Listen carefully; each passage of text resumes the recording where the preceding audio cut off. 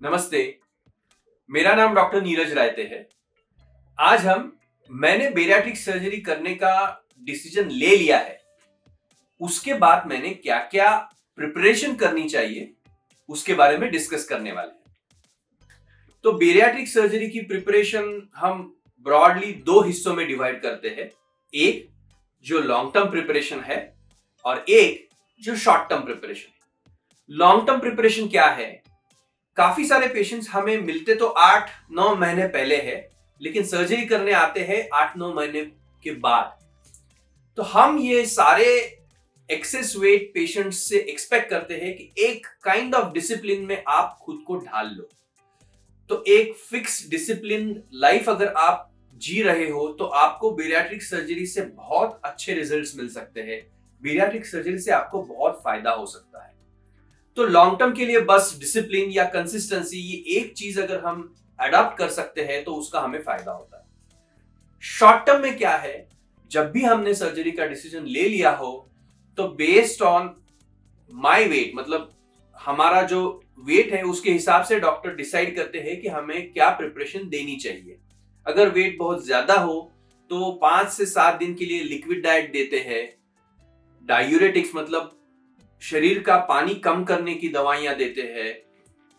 सांस के एक्सरसाइज करने के लिए देते हैं। कुछ लोगों को बेरियाट्रिक सर्जरी के पहले ऑब्स्ट्रक्टिव स्लीप एपनिया रहता है, तो उनके पैरामीटर्स ऑप्टिमाइज करने के लिए हमें उनको सपोर्टिव इंस्ट्रूमेंट्स देने की जरूरत पड़ सकती है। कुछ पेशेंट्स में उनके शुगर्स कंट्रोल में नहीं रहते हैं, उनका बीपी कंट्रोल में नहीं रहता है, तो उनके जो मेडिकल प्रॉब्लम रहते हैं वो ऑप्टिमाइज करने की हमें कोशिश करने रहती है। यूजुअली ये सब चीजें होने में 5 से 7 दिन लग जाते हैं। हाँ, कुछ पेशेंट्स ऐसे भी रहते हैं जो अल्कोहल कंज्यूम करते हैं या टोबैको कंज्यूम करते हैं।